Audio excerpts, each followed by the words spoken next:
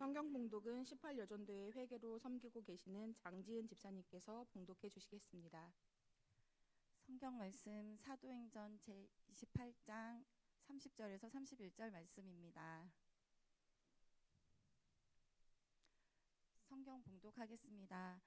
바울이 온 이태를 자기 셋집에 머물면서 자기에게 오는 사람을 다 영접하고 하나님의 나라를 전파하며 주 예수 그리스도에 관한 모든 것을 담대하게 거침없이 가르치더라. 아멘. 할렐루야. 우리 옆에 분들과 인사해 보겠습니다. 잘 오셨습니다. 그리고 한 해 동안 잘 살아내셨습니다. 감사합니다. 이제 2025년이 처음 시작할 때만 해도 아이고 한 해를 어떻게 보내나 했는데 어느덧 마지막 해가 되었습니다. 한 해를 돌아볼 때에 많은 기억들이 또 많은 또 생각들이 있으시겠지만 적어도 우리 예수 그리스도를 믿는 믿음 안에서 우리가 모든 날들을 은혜와 감사로 고백할 수 있었으면 좋겠습니다. 특별히 우리 18, 19여 전도에 특송해 주신 것처럼 예수님과 함께 하신 올 한 해의 모든 삶들이 가장 귀한 날들이었다고 함께 고백할 수 있으시면 좋겠습니다. 근데 우리는 살아가다 보면 인생에서 이런 말을 종종 합니다. 다 형통하고 다 감사하고 기쁘면 좋겠지만 상황이 좋지 않아. 뜻대로 되지 않아. 이러다가 큰일 나겠어.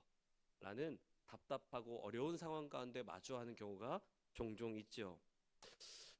그런데 오늘 성경에 보면요, 우리에게 아주 역설적인 장면이 등장합니다. 무엇이냐면 오늘 사도행전 28장의 주인공은 바울이에요. 근데 바울의 사역이 가장 자유롭고 가장 에너지 넘치고 할 때가 아니라 가장 제한된 때를 기록하고 있는 것이 오늘 사도행전 28장의 말씀입니다. 읽지 않았지만 28장 전체를 좀 보려고 하는데요. 16절에 보니까 우리가 로마에 들어가니 바울에게는 자기를 지키는 한 군인과 함께 따로 있게 허락하더라. 20절에 이스라엘 소망으로 말미암아 내가 이 쇠사슬에 매인 바 되었노라. 또 30절에 바울이 온 이태를 2년 동안 자기 셋집에 머물면서 있었다라고 고백을 합니다. 그러니까 이걸 잘 종합해 보면 그 바울을 지키고 있는 군인이 있고요. 쇠사슬에 매어 있고 그 집에서 2년 동안 있었다라는 것이지요.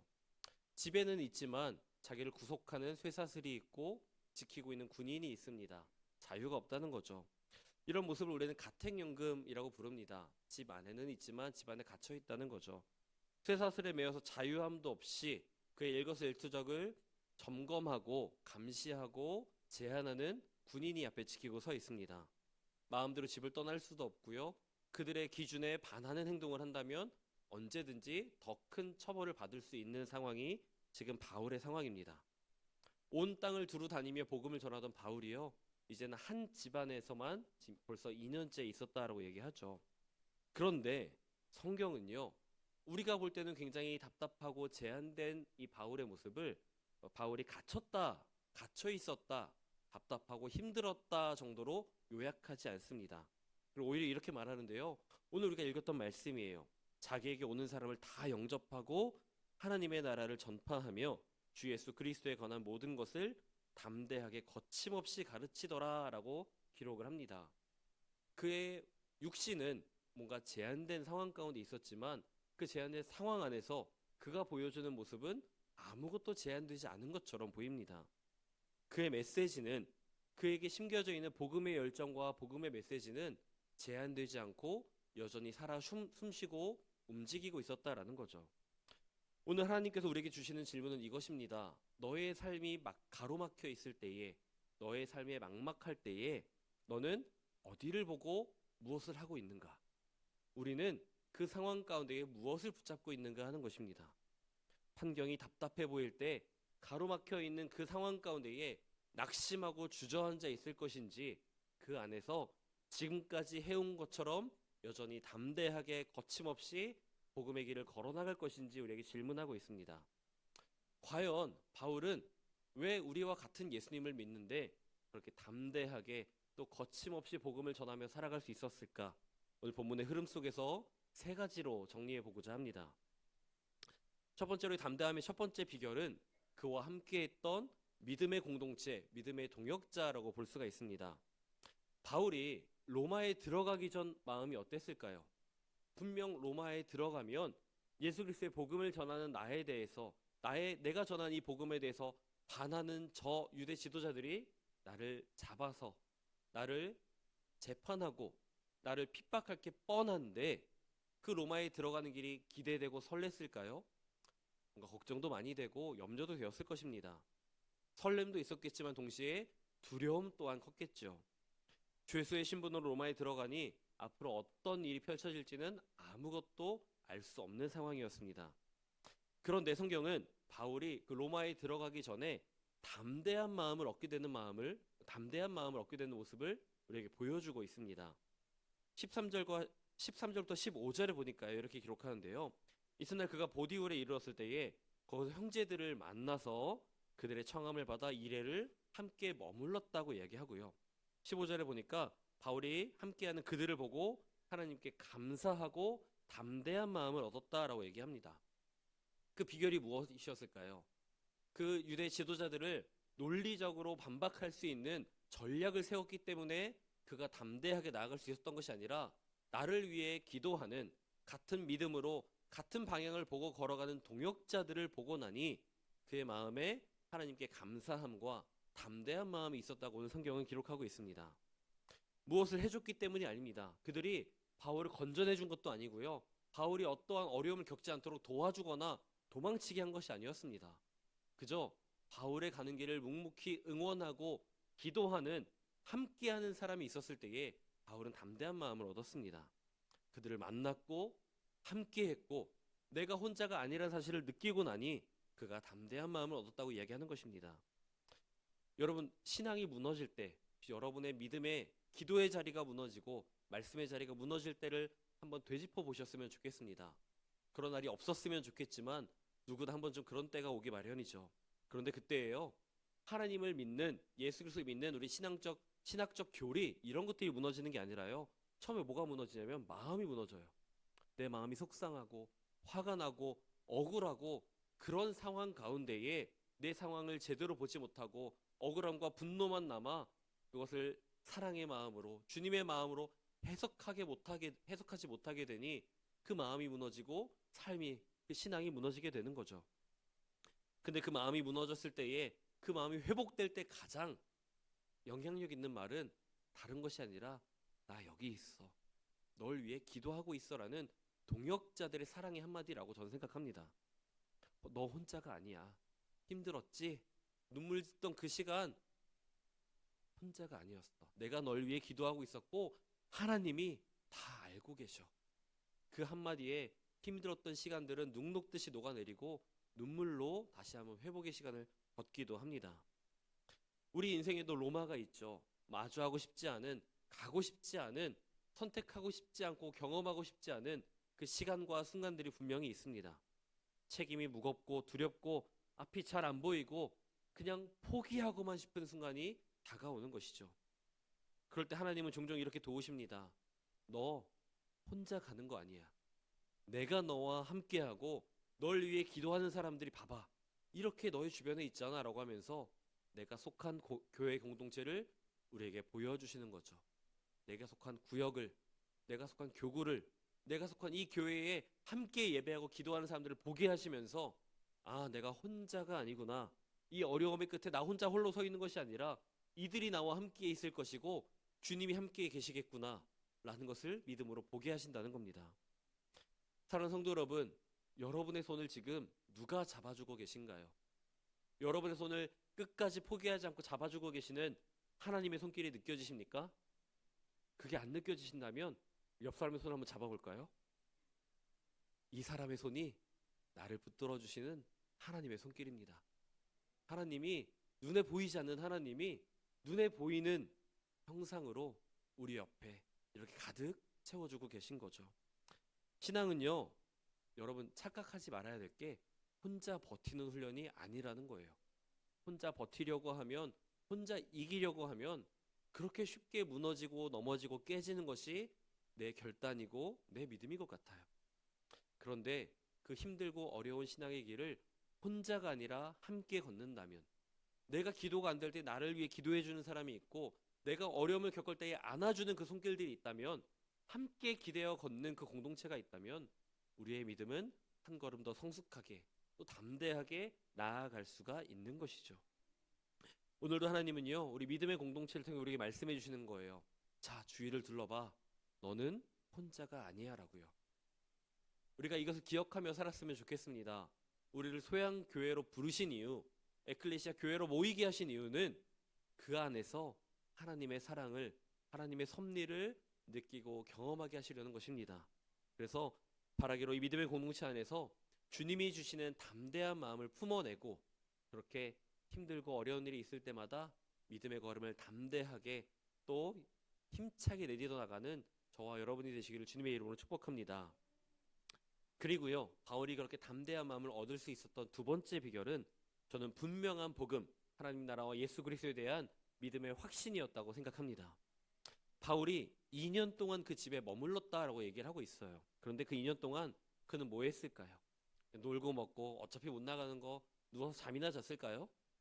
아니죠. 오늘 성경에 보니까요, 오는 사람들을 맞이했고요, 가르쳤고 복음을 전했다라고 이야기하고 있습니다. 그리고 바울이 가르치고 전한 내용은 항상 똑같았어요. 예수 그리스도와 하나님 나라. 그것은 한 번도 변하지 않았습니다. 그가 예수 그리스도를 만나고 경험한 뒤로 그가 전한 모든 것은 예수 그리스도와 하나님 나라의 복음이었어요. 그런데 우리가 우리의 삶을 살아가면서 아까 신앙이 흔들리고 믿음이 흔들리다고 했잖아요. 우리가 흔들리는 이유는 종종 문제가 너무 크기 때문에 평평하게 겨우 균형을 잡고 있던 우리의 삶에 커다란 문제가 쾅 떨어져서 흔들리는 것이 아니라 그 마음의, 그 삶의 중심에 예수 그리스도가 없어졌기 때문입니다.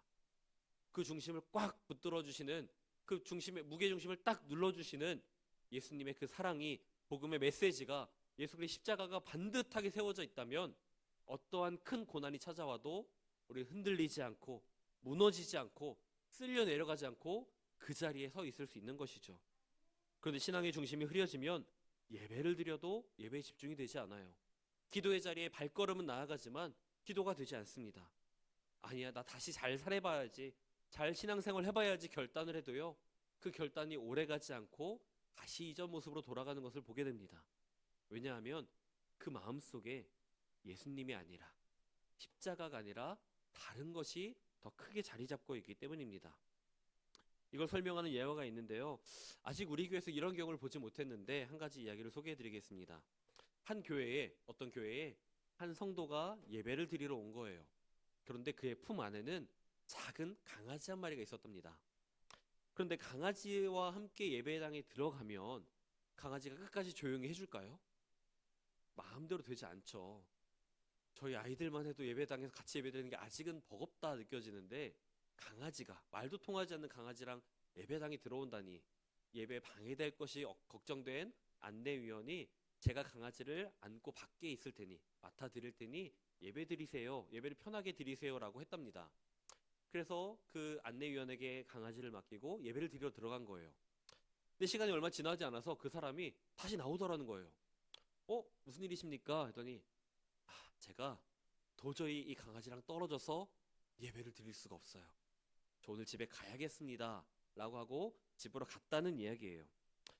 우리는 이 이야기를 들으면서 쉽게 말할 수 있죠. 에이, 그 강아지가 뭐라고 예배를 포기해, 할 수 있을지도 모르겠어요. 근데 이거는 저처럼 강아지를 키우지 않는 사람에게는 쉽게 할 수 있는 이야기일 수 있지만, 정말 그 강아지와 친밀해져서 강아지가 가족처럼 느껴지는 분에게는 가족과 갑자기 생이별을 하는 게 너무 힘들고 어렵게 느껴질 수 있다는 거죠. 그 강아지 한 마리가 이미 하나의 가족인 사람에게는 결코 쉬운 이야기는 아니란 것입니다. 근데 성도 여러분, 제가 강아지를 비유해서 얘기했지만 여러분의 마음속에 이런 강아지가 한 마리씩 있을 수 있다는 거예요. 예배당에 나오는데 내가 말씀에 집중하고 찬양하고 기도하면서 하나님을 경험하기 위해, 하나님을 경배하기 위해 이 자리에 나왔는데 도저히 이 자리에 앉아 있으면서 하나님께 집중하지 못하게 하는, 하나님을 생각하지 못하게 하는, 안절부절 빨리 이 예배당을 나가야만 하는 이유로서 자리 잡고 있는 다른 세상의 것들이 우리 안에 있을 수 있다는 거죠. 있으십니까? 없으셨으면 좋겠어요. 우리 소양의 모든 성도들 안에는 이런 것이 없었으면 좋겠어요. 그런데 그런 경우들이 있다 하는 거죠. 염려, 돈 문제, 관계 문제, 또 집에 냄비에 불은 껐는지 안 껐는지 이런 걱정까지도, 그것들을 내려놓지 못하면 우리가 몸은 이 예배당에 나와서 예배한다고 와 있을지언정 이 예배 시간 1시간 앉아있다 가지만 1시간 동안 다른 생각, 다른 데 마음을 뺏기고 있다가 집으로 돌아가는 길에 내가 오늘 무슨 찬양을 불렀지? 무슨 말씀을 들었지? 일주일 동안 난 뭘 붙잡고 살아가야 되지? 아무것도 남지 않고 그저 해왔던 걱정과 염려만 다시 끌어안고 집으로 돌아가게 될 수 있다는 거예요. 근데 성경은 말합니다. 하나님의 나라는 밭에 감추인 보화와 같다고 얘기했어요. 그래서 그것을 발견한 사람이 기쁨으로 모든 것을 팔아서 그 밭을 산다고 이야기하지 않습니까? 왜냐하면 하나님의 나라는 내 다른 모든 것을 걸 만큼 값지고 귀하기 때문입니다. 예배도 마찬가지라는 거죠. 우리가 다른 것 때문에 생각을 빼앗기고 마음을 빼앗기고 이 예배 시간 하나님께 집중하지 못한다면 어리석은 사람이 될 겁니다. 그런데 하나님 나라에 들어가는 문, 그 나라의 왕, 그 나라의 복음이 예수 그리스도를 가리키고 있는데 우리가 그 예수 그리스도에게 집중하고 예수 그리스도를 내 마음에 온전히 품고 간직하며 살아간다면 다른 세상 어떤 것이 우리에게 귀하게 여겨질 수 있을까요? 다른 게 귀하게 여겨진다는 건 그만큼, 그것이 생각나고 내 마음에 들어오는 만큼 예수님의 자리를 우리가 비워내고 있다는 겁니다. 바라기로 저와 여러분의 마음속에 다른 어떤 것보다 항상 예수 그리스도, 하나님 나라의 복음이 중심되고 그것이 전부되어 살아가시기를 주님의 이름으로 축복합니다. 그리고 담대함의 세 번째 비결은요, 저는 주님 한 분만으로 충분하다는 믿음을 설명드리고 싶습니다. 오늘 본문을 다시 한번 떠올려 보세요. 바울이 이제 로마로 돌아왔습니다. 로마로 왔는데 결말이 화려할까요? 금이 환영하고 그가 정말 환영받고 하지 않았다는 거죠. 온 이태를 자기 셋집에 머물면서 그 셋집에서 꼭 2해 동안이나 지냈다는 것입니다. 이 장면이 얼마나 초라해 보이는지 모르겠어요. 정말 전 세계를 정말 자유롭게 돌아다니면서 복음을 전하던 바울이었는데 이러려고 로마까지 왔나 싶은 현실이 펼쳐지고 있습니다. 화려한 성공도 없고요. 우리가 흔히 기대하는 해피엔딩도 보이지 않는 것처럼 여겨집니다. 그런데 놀라운 점이 있죠. 바울이요, 이 셋집에서 2년 동안 사는 동안 그는 낙심하지도 위축되지도 않은 모습을 우리에게 보여주고 있습니다. 오히려 찾는 사람들을 다 영접하고 그들에게 지금까지 해왔던 것처럼 담대하게 거침없이 복음을 전하며 살아가고 있었어요. 왜일까요? 바울에게는 그런 제한된 상황, 어려운 상황, 마음처럼 풀리지 않는 그 상황이 어렵게 느껴졌겠지만 그것보다 주님 한 분만으로 충분했기 때문입니다.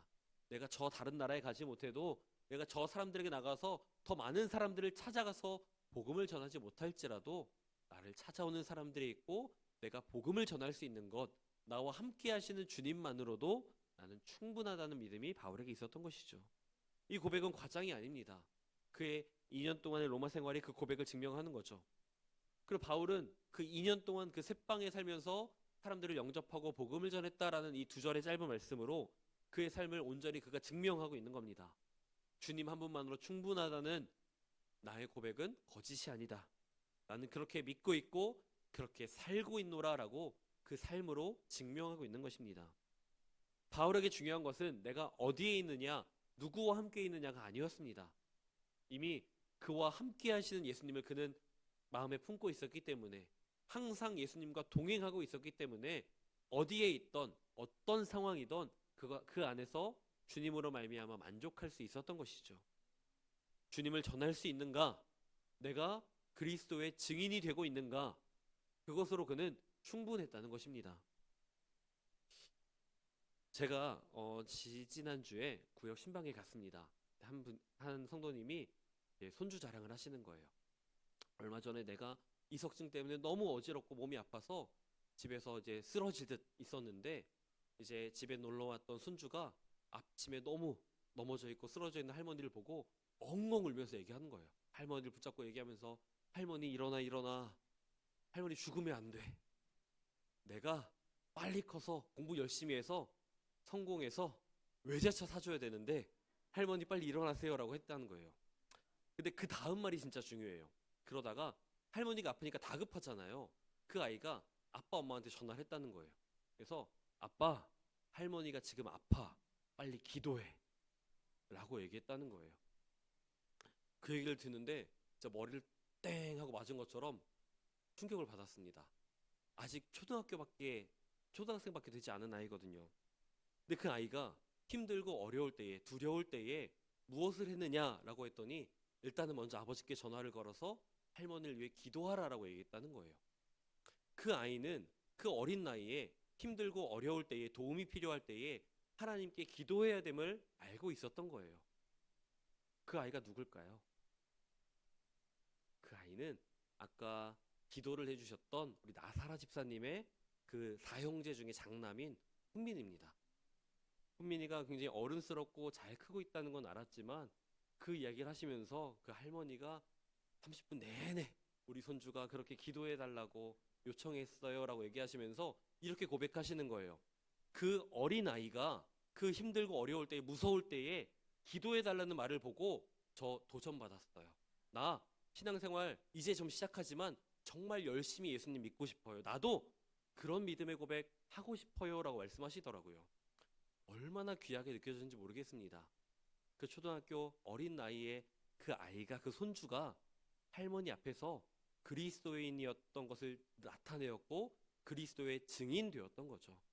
그 아이의 그 짧은 한마디가 걱정과 염려와 두려움 속에 있었을 때에 반사적으로 나온 그 한마디가 할머니에게는 그리스도의 신앙을 온전히 보여주었던 것입니다. 주님이 내 인생의 전부가 되면, 주님이 나의 정말 의지할 대상이 되면 반사적으로 가장 힘들고 어려울 때에 주님을 찾을 수밖에 없는 거죠. 여러분은 힘들고 어려울 때에 누구를 찾으십니까? 또 무엇을 의지하십니까? 우리에게 이 질문은 우리에게도 다가옵니다. 나는 평소에 무엇을 의지하며 살아가는가? 그리고 나는 어떤 것에 위로와 도전과 힘을 얻으며 살아가고 있는가? 또 한 가지 이야기를 더 소개해 드리려고 하는데요. 엊그저께 성탄절 예배가 있었죠. 성탄절 예배가 마치고 식사를 맛있게 하시고 다 돌아가셨는데 로비에 전화기가 하나 있는 거예요. 전화기가 왜 여기 있지? 하고 딱 열어봤더니 저희 교구 권사님 전화기가 딱 놓여 있는 거예요. 근데 집에는 권사님 한 분밖에 안 계실 거고 이 전화기에 전화 걸어봤자 받을 수 있는 사람도 없고, 그래서 권사님의 아들에게도 또 다른 분들에게도 같이 있던 분들에게 연락을 했는데 다들 모른다는 거예요. 그래서 무작정 권사님 댁으로 찾아갔어요. 모르긴 몰라도 전화기가 없어서도 집에는 들어오시겠지. 근데 집에서 문을 아무리 두드리고 초인종을 눌러도 안 계시더라고요. 그래서 나중에 내가 갖고 있는 걸 알고 계시니 연락하시겠지라는 생각으로 다시 교회로 돌아오려던 찰나였습니다. 근데 그 권사님의 아드님에게서 전화가 온 거예요. 어머니가 그 옆동에 계신대요. 옆집 다른 권사님네 계신다고 연락이 왔어요 라는 거예요. 저는 너무 기쁜 마음에 전화기를 찾아드릴 수 있겠다라는 생각으로 그 집에 갔습니다. 근데 그 댁에 갔는데 그 댁의 주인이신 권사님이 너무 힘들고 아픈 얼굴로 앉아 계신 거예요. 그래서 권사님 여기 계셨어요. 핸드폰을 막 흔들면서 보여드리고 건네드리는데 권사님 그러시는 거예요. 마침 잘 왔다. 왜? 무슨 일이세요? 그랬더니 그 집주인 우리 권사님이 몸에서 열이 펄펄 끓고 몸이 뜨거운데 아파서 성탄절 예배도 못 나오셨던 거예요. 그래서 아이고 내가 핸드폰을 잃어버렸는데 그 잃어버린 핸드폰이 목사님을 이 집까지 불렀고 기도까지 하게 만들었네 라고 너무 기뻐하시더라고요. 핸드폰을 잃어버린 일은 좋은 일이에요? 나쁜 일이에요? 나쁜 일이에요. 그 핸드폰을 잃어버리고 찾기까지 얼마나 걱정하셨을까요? 아이고 이거 못 찾으면 내 신용카드, 내 돈, 내 전화기 어떡하지? 라고 걱정하시고 계시다가 전화기를 들고 찾아간 저의 모습을 보고 그렇게 반가워하시고 또 그 덕에 우리 아픈 우리 구역 권사님 기도받을 수 있다는 그 감격의 메시지를 저한테 말씀하시는데 저는 그 안에서도 또 하나님을 경험했습니다. 평소에 기도하시는 분들은 이렇게 매사에 어떤 속상한 일 또한 하나님이 기적으로 또 감사의 제목으로 바꾸시는구나. 또 이번 주 새벽에 목사님께서 발락과 발람의 이야기를 하시면서 안 좋은 사람도 안 좋은 것도 하나님의 뜻에 따라 사용하신다고 하신 말씀이 또 바로 적용이 된 거예요.